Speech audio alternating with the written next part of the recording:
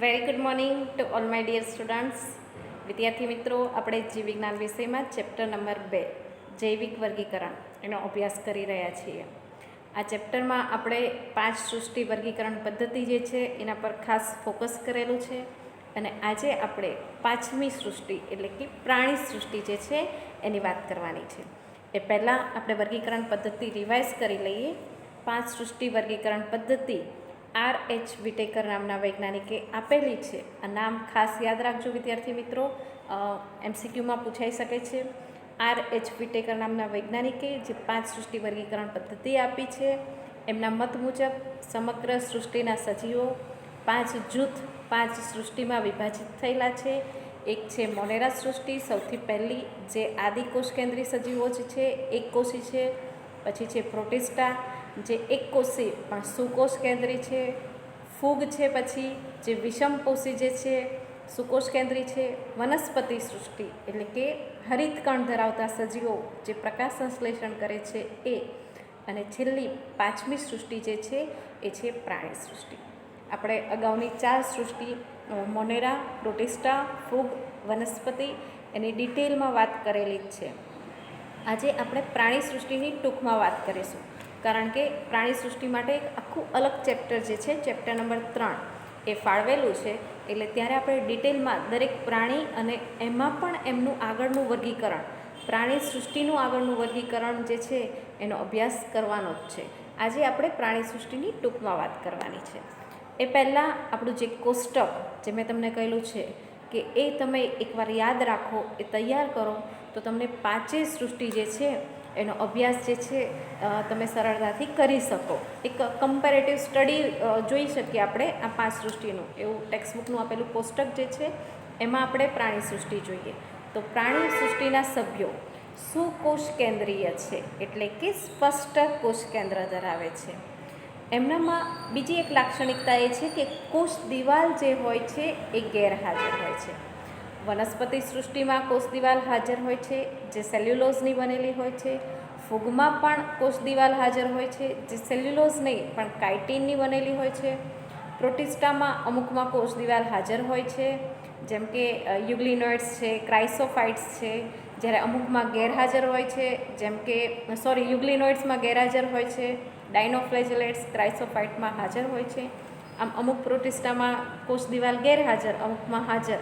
પરંતુ ફૂગ અને વનસ્પતિમાં કોષ દિવાલ હાજર હોય છે. પરંતુ આપણી સૃષ્ટિ જેની આજે આપણે વાત કરવાની છે એની મુખ્ય લાક્ષણિકતા છે કે એમના કોષોમાં કોષ દિવાલ ગેરહાજર હોય છે.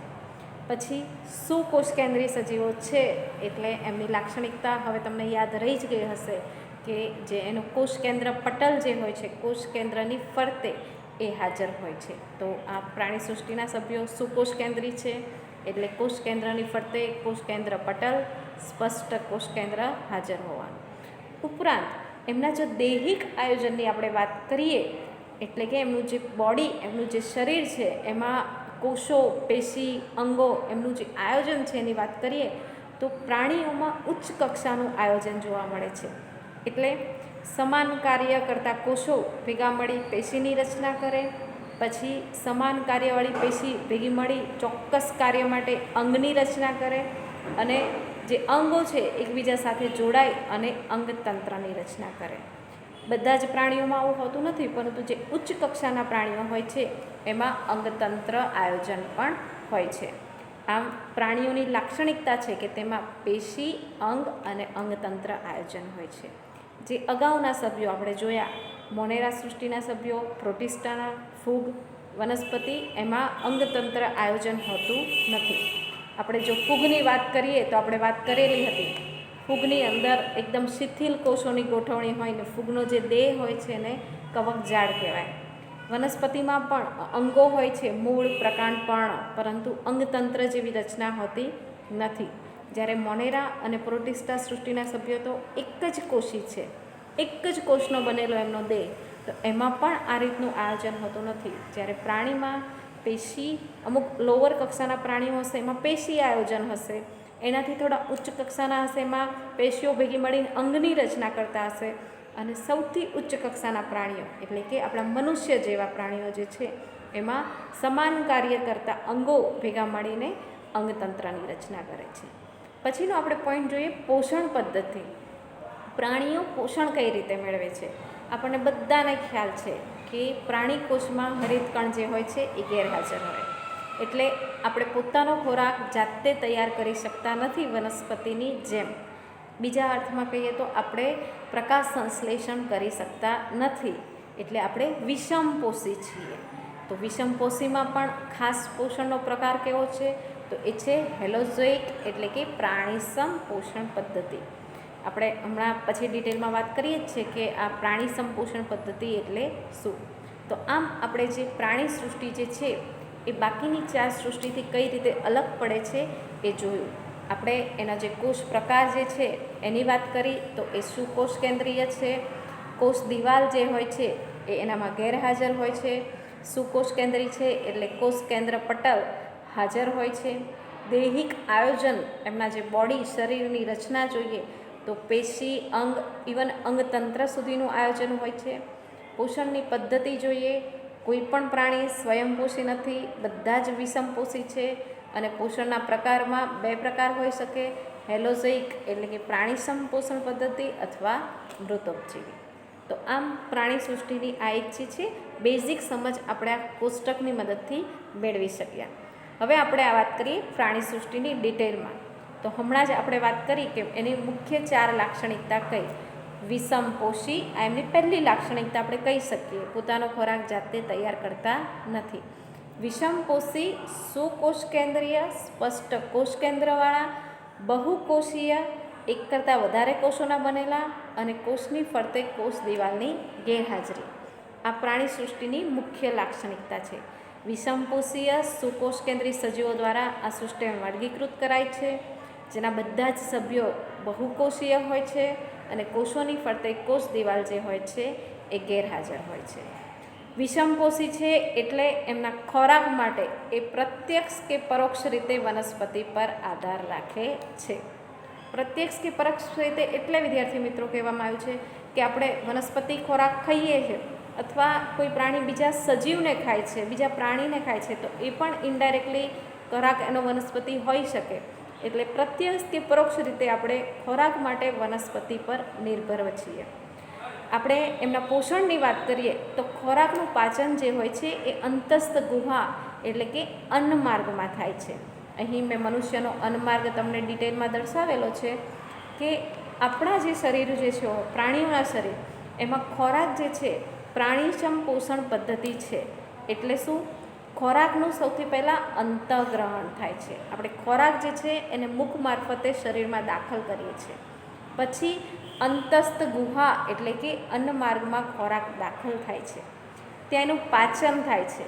પાચન થયા પછી જે પાચિત ખોરાક હોય એનું શોષણ થાય છે અને પછી વધારાનો જે શરીર માટે જરૂરી ના હોય એવા ભાગનો નિકાલ થાય છે. તો આવી જે પોષણ પદ્ધતિ હોય એને પ્રાણીસમ પોષણ પદ્ધતિ કહેવાય. વિષમપોષી તો ખરી જ, પરંતુ આપણે ખોરાકનું અંતઃગ્રહણ કરીએ છીએ અન્નમાર્ગની અંદર, અથવા જે લોઅર કક્ષાના પ્રાણીઓ છે એમાં અન્નમાર્ગ ના કહી શકીએ તો આપણે અંતસ્થ ગુહા કહી શકીએ. એની અંદર ખોરાકનું પાચન થાય છે, પાચિત ખોરાકનું શોષણ થાય છે અને વધારાનો ખોરાક શરીરમાંથી બહાર નીકળે છે. ઉપરાંત જે ખોરાક છે એનો સંગ્રહ પણ થાય છે ચરબી અથવા ગ્લાયકોજન સ્વરૂપે. તો આ પ્રાણીઓની લાક્ષણિકતા છે. કોઈ પ્રાણીઓ ચરબી સ્વરૂપે ખોરાકનો સંગ્રહ કરે છે અથવા ગ્લાયકોજન સ્વરૂપે પણ થાય છે. એમના પાચનની વાત કર્યા પછી આપણે એની વૃદ્ધિની વાત કરીએ તો દરેક પ્રાણીઓ જે છે એ ચોક્કસ વૃદ્ધિ પ્રક્રિયાને અનુસરે છે. એટલે કે એમના જે છે જીવનકાળ દરમિયાન પ્રાણીઓ જે છે એ વૃદ્ધિ પામે છે અને જેમ જેમ એ વૃદ્ધિ પામે છે એમ એમના આકાર અને કદ જે છે એમાં ફેરફાર થાય છે. આપણને બધાને ખ્યાલ હશે જ કે જન્મ સમયે આપણે મનુષ્યની વાત કરીએ તો આપણું વજન લગભગ 2.5-3 કિલોનું હોય છે. પછી આપણે વૃદ્ધિ પામીએ છીએ, આપણે જુદી જુદી અવસ્થાઓમાંથી પસાર થઈએ છીએ, બાલ્યાવસ્થા, કિશોરાવસ્થા, એમાં આપણા કદમાં વધારો થાય છે, આકારમાં ફેરફાર થાય છે. અમુક મર્યાદિત સમય સુધી, વનસ્પતિની જેમ હોતું નથી. વનસ્પતિમાં અમર્યાદિત સમય સુધી વૃદ્ધિ થયા જ કરે છે, આપણામાં એવું હોતું નથી. તો આપણે વાત કરી એમની જે છે પોષણ પદ્ધતિની અને વૃદ્ધિની. બીજી અમુક પ્રાણીની લાક્ષણિકતા જોઈએ તો આપણે એના ચેતાતંત્રની વાત કરીએ. ચેતાતંત્ર જે સંકલનની પ્રક્રિયા, નિયંત્રણની પ્રક્રિયા સાથે સંકળાયેલું છે, જે સભાન અવસ્થા માટે જવાબદાર છે.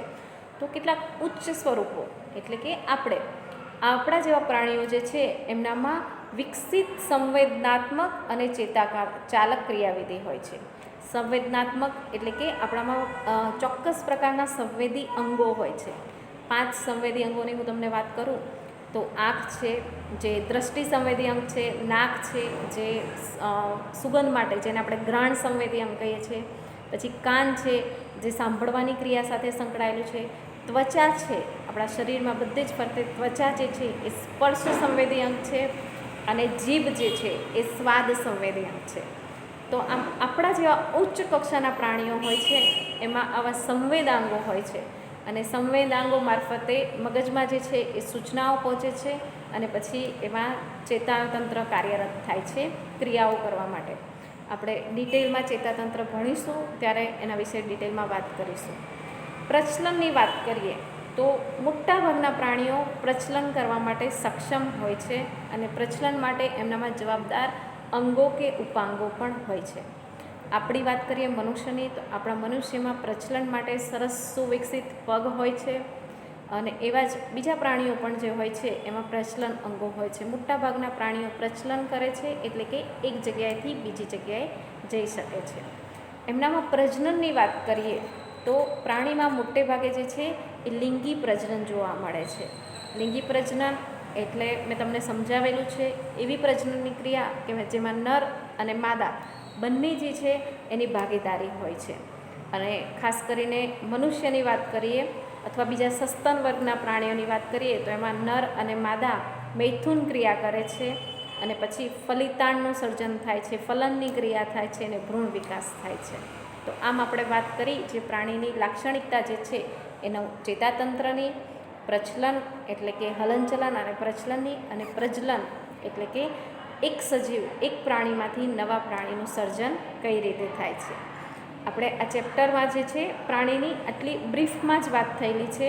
આના પછીનું જે ચેપ્ટર જે છે, ચેપ્ટર નંબર 4 જે છે તમે અભ્યાસ કરી જ રહ્યા છો, એમાં પ્રાણીનું જે છે એની વિશેષતા વાત થયેલી છે, એના વર્ગીકરણની પણ વાત થયેલી છે. આજે બસ આટલું જ. હવે આ ચેપ્ટરમાં આપણે એક જ ટૉપિક રહ્યો છે, જે છેલ્લે જે છે વાયરસ, વિરોઇડ્સ અને પ્રાયોન્સની વાત કરવાની છે. જે આ 5 વર્ગીકરણ સૃષ્ટિ જે છે એમાં એમનો ઉલ્લેખ થયેલો નથી. એના અમુક કારણો છે કે કેમ આ સજીવો જે છે એમનો ઉલ્લેખ એમાં થયેલો નથી, એની વાત આપણે આના પછીના જે વિડીયો લેક્ચર છે એમાં કરીશું. Okay, thank you.